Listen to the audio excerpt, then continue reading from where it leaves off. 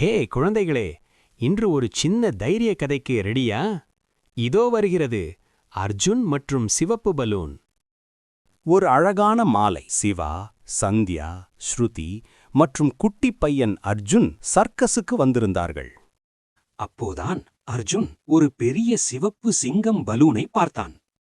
எனக்கு அது வேணும். ஷோ முடிஞ்சதும் வாங்கலாம் கண்ணா. ஆனா அர்ஜுன் காத்திருக்க விரும்பவில்லை. இப்ப போயிட்டு வாங்கிட்டா யாருக்கும் தெரியாது.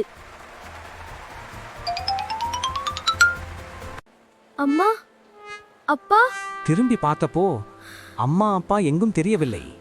அர்ஜுனுக்கு கொஞ்சம் பயம் வந்தது. ஆனா அவன் அழவில்லை.